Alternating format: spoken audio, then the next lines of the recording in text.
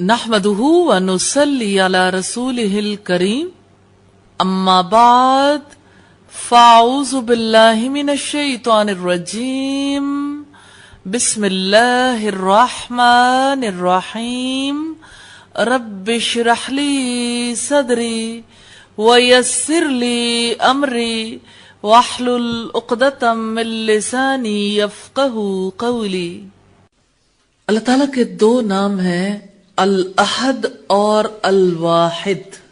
جہاں تک اللہ تعالیٰ کے نام الاحد کا تعلق ہے، قرآن حکیم میں یہ نام صرف ایک مرتبہ سورہ الاخلاص میں آیا۔ قل هو اللہ احد، کہہ دو کہ وہ اللہ ایک ہے۔ اور اسی صورت میں آیا آخر میں وَلَمْ يَكُنْ لَهُ كُفُوًا أَحَدٌ، اور اس جیسا کوئی ایک نہیں ہے، اس کی مثل جیسا بھی کوئی نہیں۔ یہ عظیم صورت ہے جس میں یہ نام دو مرتبہ آیا ہے۔ نبی صلی اللہ علیہ وسلم کے فرمان سے ہمیں پتہ چلتا ہے کہ یہ صورت قرآن حکیم کا 1/3 حصہ ہے، کیونکہ اس میں اللہ تعالی کے عظمت والے ناموں کا بیان ہے اور عظیم صفات اور عالی صفات کا تذکرہ ہے، اور اس میں صفت الواحد بھی ہے۔ قرآن حکیم میں صفت الواحد جو ہے یہ کئی مواقع پر آئی ہے۔ وَإِلَٰهُكُمْ إِلَٰهٌ وَاحِدٌ، الہ تمہارا ایک ہی الہ ہے، یعنی تمہارا معبود ایک ہی ہے۔ البقرہ کی آیت نمبر 163 میں آیا۔ اور اسی طرح حضرت یوسف علیہ السلام نے جب قید خانے کے 2 ساتھیوں کو رب کا تعارف کروایا تو انہیں کہا تھا کہ اے میرے زندہ کے دوستو، ارباب متفرقون خیر ام اللہ الواحد القہار، کیا جدا جدا رب بہتر ہے؟ کوئی کھانے کا رب، کوئی پہننے کا رب، کوئی نفع دینے کا، کوئی نقصان دینے کا، یا ایک اللہ جو سب پر غالب ہے؟ یہ سورہ یوسف کی آیت نمبر 39 ہے۔ رب العزت نے فرمایا وَمَا مِنْ إِلَٰهٍ إِلَّا اللَّهُ الْوَاحِدُ الْقَهَّارُ، اور کوئی معبود نہیں مگر اللہ یکتا، سب پر غالب، وہ ایک ہے۔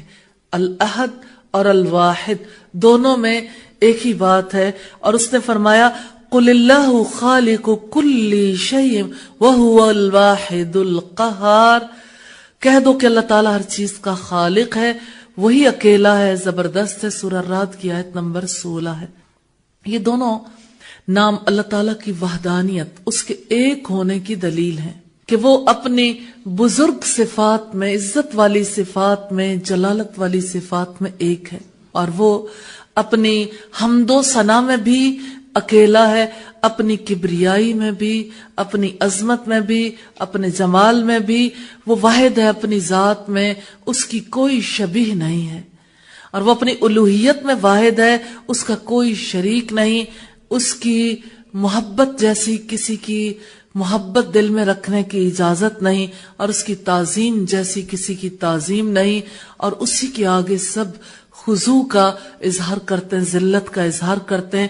وہ ایک ہے، اس کی صفات عظیم ہے، اور وہ ہر طرح کا کمال رکھتا ہے، اور ساری مخلوقات کو اس نے گھیرے میں لیا ہوا ہے اپنی صفات سے، اور ہر ایک کو جو فضل ملا ہے اسی ایک ہستی کی طرف سے ملا ہے۔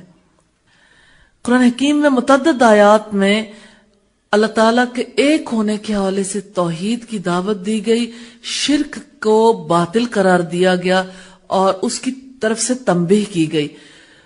جہاں تک اس کی وحدانیت کا تعلق ہے تو اس کی وجہ سے دین کو اس کے لیے خالص کرنا لازم آتا ہے، واجب ہے۔ وَإِلَٰهُكُمْ إِلَٰهٌ وَاحِدٌ لَا إِلَٰهَ إِلَّا هُوَ الرَّحْمَٰنُ الرَّحِيمُ، یہ اس کا فرمان ہے، اور اس نے فرمایا قُلْ إِنَّمَا أَنَا مُنذِرٌ، کہہ دو یقیناً میں تو ڈرانے والا ہوں۔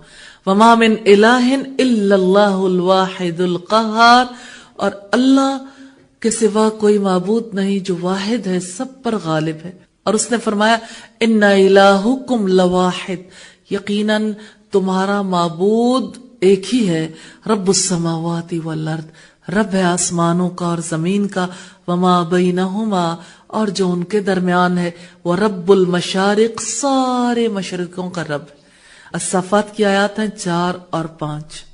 سارے انبیاء کی دعوت کا خلاصہ، دعوت کی کریم ہی یہی ہے کہ انہوں نے وحدانیت کی طرف بلایا۔ جیسے سورہ الانبیاء کی آیت نمبر 108 میں ہے قل انما یوحی الی انما الہکم الہ واحد فہل انتم مسلمون، کہہ دو کہ یقیناً میری طرف وحی کی گئی ہے کہ یقیناً تمہارا معبود ایک ہی معبود ہے، تو کیا تم فرما بردار بنتے ہو؟ اور اسی طرح اس کا فرمان ہے کہہ دو کہ یقیناً میں تم جیسا ہی ایک انسان ہوں، میری طرف وحی کی جاتی ہے کہ یقیناً تمہارا معبود بس ایک ہی معبود ہے، پھر تم سیدھے اسی کی طرف متوجہ رہو، اسی سے معافی چاہو، اور تباہی ہے شرک کرنے والوں کے لیے۔ فصلت کی آیت نمبر 6 ہے۔ اسی طرح سے اسلام کی طرف دعوت دیتے ہوئے اور اس کی عظمت کی دعوت دیتے ہوئے رب تعالیٰ نے خضوع و خشوع اختیار کرنے کا حکم دیا۔ فَإِلَٰهُكُمْ إِلَٰهٌ وَاحِدٌ، معبود تمہارا ایک ہی معبود ہے، فَلَهُ وَاسْلِمُوا، پھر اس کے لیے فرما بردار ہو جاؤ۔ وَبَشِّرِ الْمُخْبِتِينَ، اور خوشخبری دے دو عاجزی اختیار کرنے والوں کو۔ سورہ الحج کی آیت نمبر 34 ہے۔ اسی طرح سے سورہ العنکبوت کی آیت نمبر 46 میں فرمایا وَإِلَٰهُنَا وَإِلَٰهُكُمْ وَاحِدٌ، ہمارا معبود اور تمہارا معبود واحد ایک ہے۔ وَنَحْنُ لَهُ مُسْلِمُونَ، اور ہم اس کے لیے فرما برداری کرنے والے ہیں۔ العنکبوت کی آیت نمبر 46 ہے۔ تو بات ہے اللہ تعالیٰ کی، وہ واحد ہے، ایک ہے، نہ اس کی کوئی اولاد ہے، نہ وہ کسی کا والد ہے، وہ پاک ہے اس سے کہ اس کی کوئی اولاد ہو۔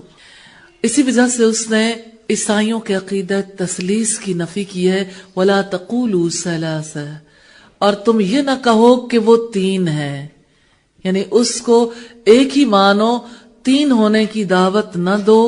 انتہوا خیرا لکم، باز آ جاؤ، تمہارے لیے یہی بہتر ہے۔ انما اللہ الہ واحد، یقیناً اللہ تعالیٰ ایک الہ ہے، ایک معبود ہے، ایک ہے جس کی فرما برداری کی جائے، ایک ہے جس کی طرف توجہ کی جائے، ایک ہے جس سے محبت کی جائے، ایک ہے جس کے آگے سجدے کرنے ہیں، جس سے دعائیں کرنی ہے، جس کی خاطر خرچ کرنا ہے، جس کی خاطر لہو کا آخری قطرہ بھی بہا دینا ہے انشاءاللہ۔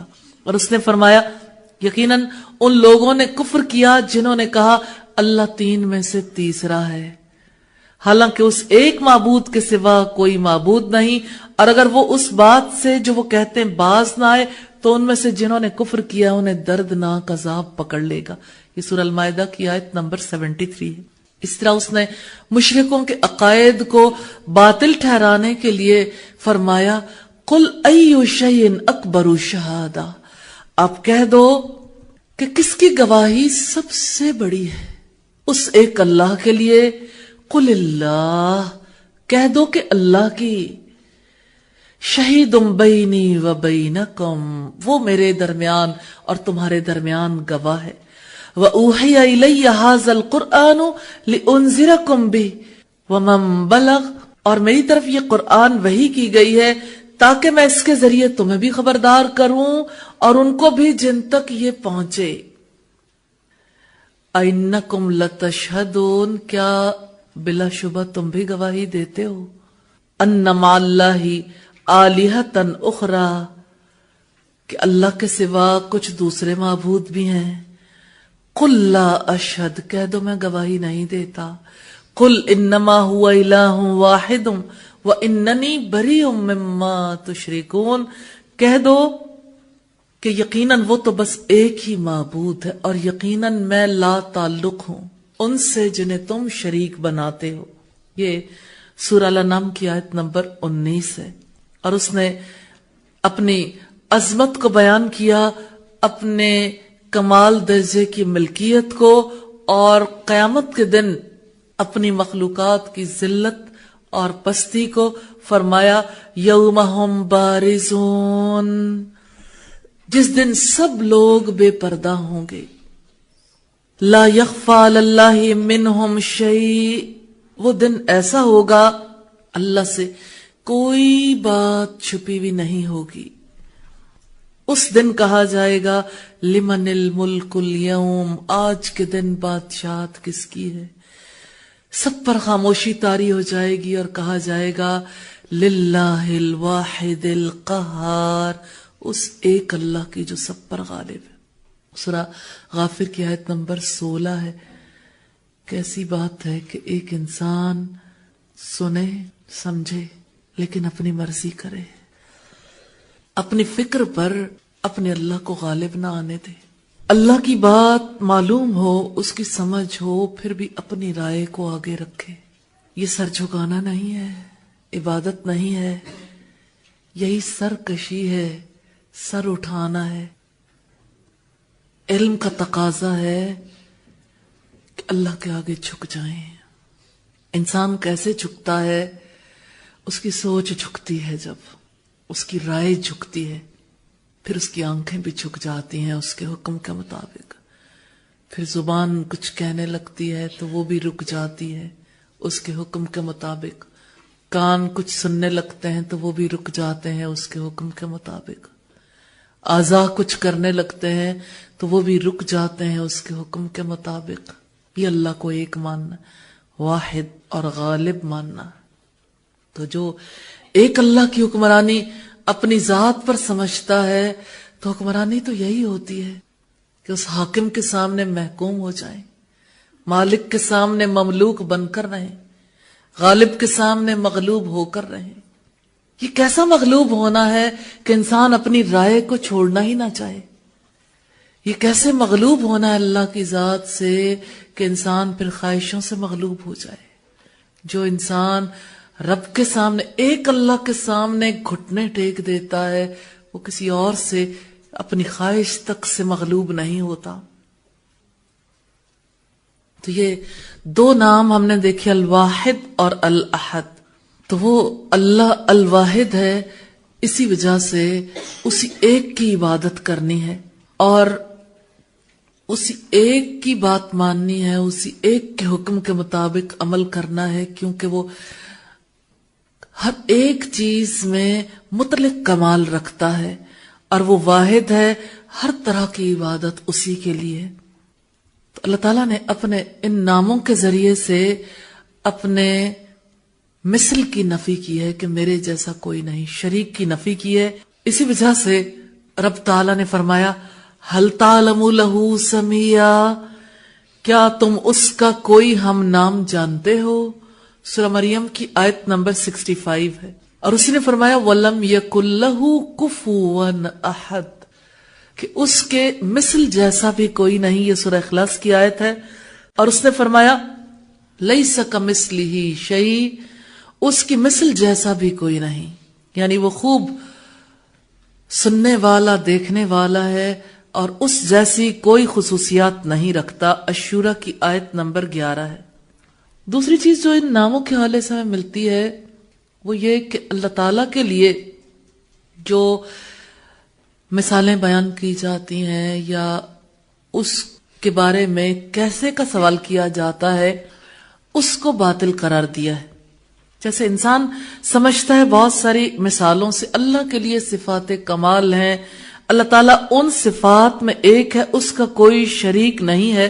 تو اللہ تعالیٰ اپنی ساری صفات میں عظیم ہے، اس کی کوئی صفت ایسی نہیں کہ اس جیسی صفت کسی اور کے اندر ہو، اور ساری صفات کمال کو اسی کے لیے ثابت کیا گیا ہے، کیونکہ اللہ سے کوئی صفت چھوٹ نہیں سکتی. جیسے انسانوں کی صفات ہیں، عارضی ہوتی ہے، اگر آج ہیں کل ممکن ہے کہ وہ صفت عمل میں نہ آ پائے، کسی بھی وجہ سے وہ عمل میں نہ آ پائے. لیکن اللہ کی جتنی صفات جلال ہیں، جتنی صفات کمال ہیں، جتنی صفات جمال ہیں، سب کی سب لاگو ہونے والی ہیں. اور اللہ تعالیٰ اپنی ساری صفات میں عظیم ہے اور اپنی انتہا پر ہے. ہر چیز اسی تک جا کے پہنچتی ہے اور یقیناً تیرے رب تک ہی پہنچنا. انتہا تو تیرے رب کی طرف ہے. النجم کی آیت نمبر 42 ہے. تو وہ جو سنتا ہے کامل ہے، جو دیکھتا ہے کامل ہے، اور جتنی صفات رکھتا ہے اس کے اوصاف کامل ہیں، جیسے اس نے فرمایا وَلِلَّهِ الْمَثَلُ الْأَعْلَى، اور اللہ ہی کے لیے اعلیٰ مثال ہے۔ النحل کی آیت نمبر 60 میں فرمایا۔ اور پانچویں بات یہ ہے کہ سارے نقائص اور عیوب کی نفی ہے اس کی ذات سے، وہ پاک ہے ہر طرح کے نقص سے، کیونکہ وہ کمال رکھتا ہے، عظمت رکھتا ہے، اور اس کی کوئی شبیہ نہیں، اس کا کوئی شریک نہیں، اس جیسا کوئی نہیں۔ اور جیسا کہ لوگوں نے اس کے لیے بیٹا قرار دیا تو فرمایا سبحانہ، وہ پاک ہے، یعنی اللہ کی پاکیزگی اسی نام کے ساتھ ہے، واللہ الواحد القہار، وہ اللہ ہے جو واحد ہے، سب پر غالب ہے۔ سورہ زمر کی آیت نمبر 4۔ چھٹی بات ہے کہ اس کے ایک ہونے کا اقرار کرنا واجب ہے، کیونکہ وہ کمال ذاتی رکھتا ہے، صفات کا کمال رکھتا ہے، اس کے افعال کامل ہیں، اور یہ اعتقاد رکھنا جو ہے، دل سے اعتقاد رکھنا، یہ توحید علمی ہے۔ ساتویں بات یہ ہے کہ اللہ رب العزت ایک ہے، وہ پاک ہے، وہ واحد ہے، اسی کے لیے عبادت ہے، اسی کے لیے دین کو خالص کرنا ہے، اس لیے کہ وہ واحد ہے جو تخلیق کرنے والا ہے، رزق دینے والا ہے، عطا کرنے والا، روک لینے والا، اونچا کر دینے والا، نیچے گرا دینے والا، زندگی دینے والا، موت دینے والا، اسی لیے اس ایک کی عبادت کرنی ہے، یہی توحید عملی ہے۔ آٹھویں بات ہے مشرکین پر رد اور جتنے باطل نظریات ہیں ان کا رد۔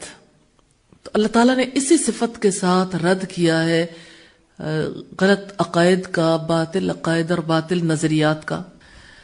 اسی وجہ سے اس نے کہا وما قدر اللہ حق قدرہ، انہوں نے اللہ کی قدر ہی نہ پہچانی جیسا کہ اس کی قدر کرنے کا حق ہے، یعنی انہوں نے اللہ کو ایک نہ جانا، اس کے کمال کے ساتھ دوسرے شریک ٹھہرائے اور اس کے بارے میں برے گمان رکھے، اور اس کی ربوبیت میں دوسروں کو شریک سمجھا، اور اللہ کی توحید کو دلوں میں نہیں بسایا، اور اسی وجہ سے انسانی نفوس حق اور ہدایت سے بھاگتے ہیں کہ وہ ایک اللہ کا اعتقاد اپنے دل کے اندر نہیں جماتے۔ رب العزت کا فرمان ہے وَإِذَا ذُكِرَ اللَّهُ وَحْدَهُ اشْمَأَزَّتْ قُلُوبُ الَّذِينَ لَا يُؤْمِنُونَ بِالْآخِرَةِ وَإِذَا ذُكِرَ الَّذِينَ مِن دُونِهِ إِذَا هُمْ يَسْتَبْشِرُونَ، اور جب اکیلے اللہ کا ذکر کیا جاتا ہے تو ان لوگوں کے دل کڑنے لگتے ہیں جو آخرت پر ایمان نہیں رکھتے، اور جب اس کے سوا دوسروں کا ذکر کیا جاتا ہے تب وہ خوش و خرم ہو جاتے ہیں۔ یہ زمر کی آیت نمبر 45 ہے، اور اسی سورہ بنی اسرائیل کی آیت نمبر 46 میں، اور ہم نے ان کے دلوں پر پردے ڈال دیے ہیں، وہ اس کو نہ سمجھیں، اور ان کے کانوں میں گرانی ہے، اور جب تم قرآن میں اپنے رب کا ذکر کرتے ہو اسی ایک کا، تو وہ الٹے پاؤں بھاگ اٹھتے ہیں، یعنی ایک اللہ کا ذکر برداشت نہیں کر سکتے۔ اسی وجہ سے اللہ تعالیٰ نے ایک ذات ہونے کی طرف دعوت دی ہے، فرمایا یہ اس لیے ہے کہ یقیناً جب اکیلے اللہ کی طرف بلایا جاتا تھا تو تم کفر کرتے تھے، جب دوسروں کو شریک کیا جاتا تھا تو تم اسے مان لیتے تھے۔ پھر فیصلہ اللہ کے اختیار میں ہے جو بڑا عظیم ہے، بڑے مرتبے والا ہے۔ اللہ سے عاجزانہ درخواست ہے کہ اللہ تعالی ہم سب کو اپنی وحدانیت کا سچا شعور نصیب فرمائے، ہمارے دلوں کے اندر اپنے سوا کسی کی عظمت، کسی کی بڑائی کو غالب نہ آنے دے، ہمیں ایمان کا حسن عطا فرمائے، اور اللہ تعالیٰ سے یہ دعا ہے کہ ہمیں اپنا سچا تعلق، سچی محبت نصیب فرمائے، اور اسی ایک کے ساتھ جڑ کر ہمیں دنیا و آخرت میں عزت نصیب فرمائے۔ اللہ تعالیٰ کے عظیم ناموں میں سے الصمد ہے۔ سورہ اخلاص میں رب تعالیٰ نے اپنے اس نام کا تذکرہ کیا ہے، قُلْ هُوَ اللَّهُ أَحَدٌ اللَّهُ الصَّمَدُ لَمْ يَلِدْ وَلَمْ يُولَدْ وَلَمْ يَكُنْ لَهُ كُفُوًا أَحَدٌ۔ کہہ دو کہ وہ اللہ ایک ہے، اللہ تعالیٰ بے نیاز ہے، اس کی کوئی اولاد نہیں، وہ کسی کی اولاد نہیں، اور کوئی اس کے برابر نہیں۔ سورہ اخلاص کے بارے میں حضرت ابو سعید خدری کی روایت ہے کہ نبی کریم صلی اللہ علیہ وسلم نے اپنے صحابہ کرام سے فرمایا تھا، کیا تم میں سے کسی کے لیے یہ ممکن نہیں کہ قرآن مجید کا 1/3 حصہ ایک رات میں پڑھا کرے؟ صحابہ کو یہ بات بڑی مشکل معلوم ہوئی. انہوں نے عرض کیا، اللہ کے رسول صلی اللہ علیہ وسلم، ہم میں سے کون اس کی طاقت رکھتا ہے؟ اس پر آپ صلی اللہ علیہ وسلم نے فرمایا، قل هو اللہ احد اللہ الصمد قرآن مجید کا 1/3 حصہ ہے. یہ صحیح بخاری کی روایت ہے 5015 نمبر پر. اس سے یہ پتا چلتا ہے کہ سورہ اخلاص میں جس موضوع کا تذکرہ کیا گیا اور اللہ تعالیٰ کے جن عظیم ناموں کا تذکرہ کیا گیا وہ کتنی قدر و قیمت کے حامل ہیں. تو ہم دیکھیں گے اللہ تعالیٰ کے نام الصمد کو اس کے معنی کیا ہیں.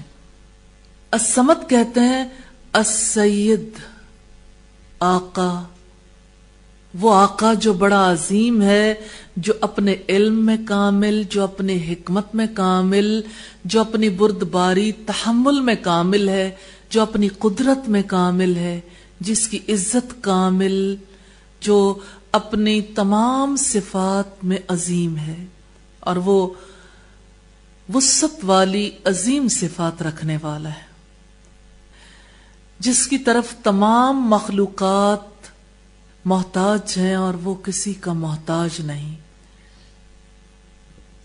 کائنات کی ہر ایک چیز اسی کی طرف توجہ کرتی ہے سارے ہی معاملات میں.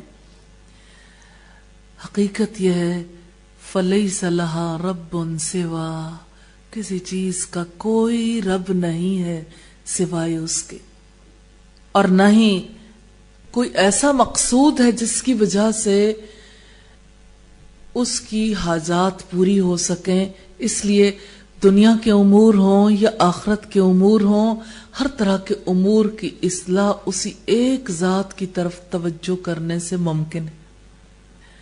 اسی کی طرف سب اپنے مصائب میں، شدتوں میں، اپنی تکلیفوں میں، غموں میں رجوع کرتے ہیں اور اسی سے مدد طلب کرتے ہیں جب کبھی کسی نوعیت کی مصیبت چھو جاتی ہے، کیونکہ ہر ایک جانتا ہے کہ وہی حاجات کو پورا کرنے والا، وہی غموں کو دور کرنے والا ہے، اور وہ اپنے کمال علم، وسعت رحمت اور اپنی رأفت اور اپنی محبت کی وجہ سے، اپنی عظیم قدرت اور اپنی عظیم عزت اور اپنے اقتدار کی وجہ سے ایسا سب کچھ کرنے پر قادر ہے. ابن جریر طبری اپنی تفسیر میں اسے تحریر کرتے ہیں والیوم 24 پیج 736 پر. امام سیوطی نے تذکرہ کیا در المنصور میں والیوم 15 پیج 780 پر. ابن المنذر، ابن ابی حاتم، ابو شیخ نے العظمہ میں اور بہقی نے اسماء و صفات میں اس کا ذکر کیا، اور عبداللہ ابن عباس سے روایت ہے کہ الصمد کا مطلب السید ہے، جو اپنی ذات میں کامل ہے، یعنی کامل ہے اپنی شرافت میں، اپنی عظمت میں، اپنے حلم میں، اور غنی ہونے میں کامل ہے. کیونکہ اگر ہم دیکھنا چاہیں کہ کون سی ایسی ہستی ہے اس کائنات میں جس کے اندر تحمل اور بردباری سب سے بڑھ کر ہے، تو وہ رب کی ذات ہے. وہ اپنے تحمل میں کامل، وہ اپنے علم میں کامل، وہ اپنے حکمت میں کامل، اور وہ اپنے شرف، اپنی بزرگی میں کامل ہے. اس کے سوا کوئی الہ نہیں، اس کے سوا کوئی معبود نہیں. تو یہ اللہ تعالیٰ کے اسماء حسنہ میں سے عظیم نام ہے. حافظ ابن قیم کہتے ہیں الصمد کا مطلب السید ہے، جو اپنے آقائیت میں کامل ہے. اسی وجہ سے اہل عرب اپنے میں سے شریف ترین انسان کو الصمد کہتے تھے، اور اس کا تذکرہ ہمیں اشعار میں بھی ملتا ہے. تو الصمد وہ ہے جس کے اندر اوصاف حمیدہ ہوں. جیسا کہ ابھی ہم نے دیکھا حضرت عبداللہ ابن عباس کی روایت سے، تو یہی روایت الصواعق المرسلہ میں بھی موجود ہے والیوم 3 پیج 1025 پر. تو وہ الصمد ہے، کسی کا محتاج نہیں اور سب اس کے محتاج. ہر ایک مخلوق کی حیات اس سے متعلق، اس کا رزق اس سے متعلق. ہر ایک اپنے سانس لینے کو، اپنے رزق حاصل کرنے کو، اپنی غذا کے لیے، اپنی زندگی کے ہر معاملے کے لیے اپنے رب کے آگے عاجز ہے. اسے اسی کی طرف رجوع کرنا. الصمد جو ہے وہ ایسی ذات کے لیے ہے جس کے لیے کسی قسم کی احتیاج نہیں. جیسے انسانوں کی ضروریات ہے نا، انسان کو بھوک لگتی ہے پھر وہ کھاتا ہے پیتا ہے، اسے بھوک ہی نہیں لگتی کہ اسے کھانے پینے کی ضرورت محسوس ہو. انسان تھک جاتا ہے پھر اسے نیند کی ضرورت ہوتی ہے کہ وہ آرام کر لے، وہ تھکتا ہی نہیں کہ اسے آرام کی ضرورت پیش آئے.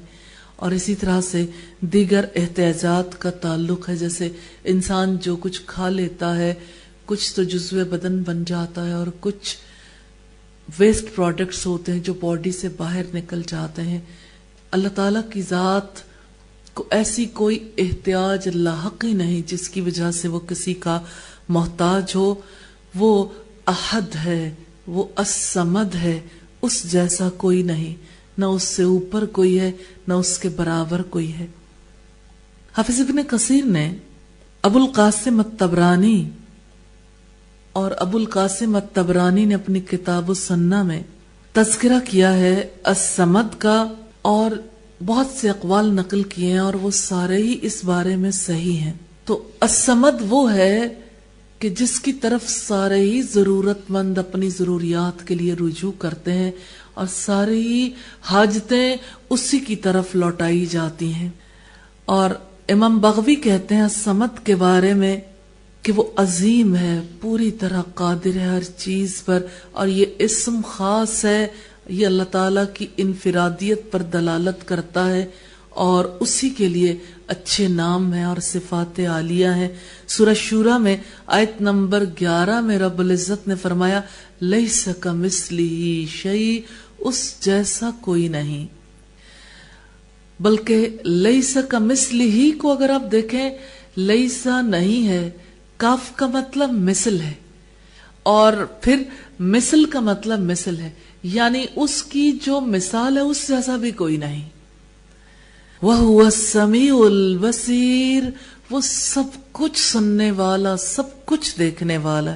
شیخ محمد امین شنقیطی الصمد کے بارے میں اپنی تفسیر اضواء البیان میں تحریر کرتے ہیں کہ صمد کلام عرب میں عظیم آقا کے لیے استعمال ہوتا ہے جس کے لیے پیٹ کی کوئی احتیاج نہیں ہوتی کہ اسے کھانے پینے کی ضرورت پڑے، نہ ہی دوسری ضروریات اسے لاحق ہوتی ہیں. وہ مخلوقات کی ساری صفات سے منزہ ہے، پاک ہے، اور وہ سب سے برتر اور سب سے بڑا ہے. اضواء البیان میں یہ والیوم 2 پیج 187 پر ہے. تو رب تعالی کا یہ کمال ہے، یہ اس کی ذات ہے جلالت والی، اس کی ذات پاک ہے، کوئی چیز اس سے اوپر نہیں، نہ کوئی چیز اسے عاجز کرنے والی ہے. ہر مخلوق اس کی طرف رجوع کرتی ہے، وہی ملجا و ماوا ہے، وہی پناہ گاہ، اسی کے پاس ہر ایک کو پناہ ملتی ہے، اس کے ماں سوا کوئی پناہ دینے والا نہیں. اور وہی ہے کہ جس کی طرف سب رجوع کرتے ہیں اس سے فرار حاصل کر کے کوئی کسی کے پاس پناہ حاصل کرنے والا نہیں.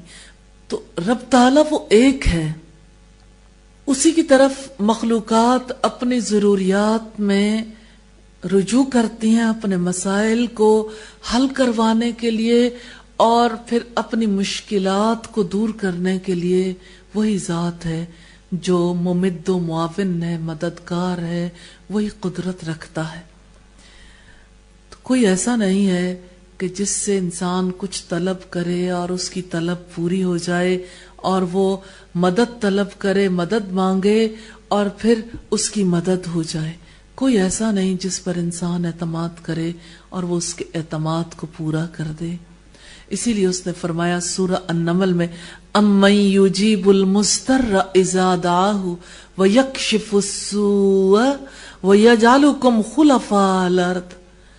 أإله مع الله قلیلا ما تذکرون.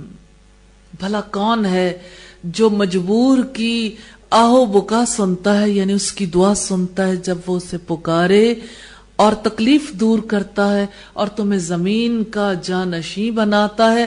کیا اللہ تعالی کے سوا کوئی اور معبود ہے؟ تم بہت کم سبق حاصل کرتے ہو. تو وہ اللہ ہی ہے جس کی طرف سب رجوع کرنے والے رجوع کرتے ہیں، اور وہ سب کی ضروریات پوری کرتا ہے، اور کوئی ایسا نہیں جس سے اس کی کوئی ضرورت اٹکی بھی ہو. وہ ایسا بے نیاز ہے کہ اسے کسی اور کی کوئی حاجت، کوئی ضرورت نہیں ہے، اور سب اس کے حاجت مند ہیں، سب اس کے ضرورت مند ہیں. تو اسی ایک کی طرف توجہ کرنی ہے، اپنی ہر ضرورت کے لیے، اپنے ہر غم کو دور کرنے کے لیے، ہر مشکل میں آسانی پیدا کرنے کے لیے. اور دیکھیے زندگی میں ہم اپنے ایمان کے لیے اس کے محتاج ہیں، ہم اپنے یقین کے لیے، اپنے اعمال صالح کے لیے اس کی توفیق طلب کرنے کے لیے اس کے محتاج. اپنی دنیا کی مادی ضروریات کے اعتبار سے دیکھیے، اپنی خوراک کے لیے، اپنی سانسوں کے لیے، اپنی صحت کے لیے، اپنے فقر کو دور کرنے کے لیے، بیماریوں کو رفع کرنے کے لیے، اور تعلقات کو درست رکھنے کے لیے، دنیا میں اپنے وجود کو صحیح طور پر استعمال کرنے کے لیے، اپنی ذمہ داریوں کو پورا کرنے کے لیے، اور اس کو راضی کرنے کے لیے بھی ہم اس کے محتاج ہیں کہ ہم نہیں جانتے کہ کیسے اس کو راضی کر لیں. وہی ہمیں خود ہدایت دیتا ہے اور پھر خود اس راستے پہ چلاتا ہے جس پہ چل کر وہ راضی ہو سکتا ہے. یقیناً وہ الصمد ہے. قل هو اللہ احد، کہہ دو وہ اللہ ایک ہے. اللہ الصمد، وہ اللہ بے نیاز ہے، اسے ہماری ضرورت نہیں، ہمیں اس کی ضرورت ہے، کیونکہ اس کے تو سارے ہی غلام ہیں، سب اس کے بندے ہیں، اور ہمارا اس کے سوا کوئی آقا نہیں، ہمارا اس کے سوا کوئی رب نہیں. اس لیے اسی رب کی طرف رجوع کرنا ہے. اللہ تعالی ہمیں توفیق عطا فرما دے. وآخر دعوانا ان الحمد للہ رب العالمین.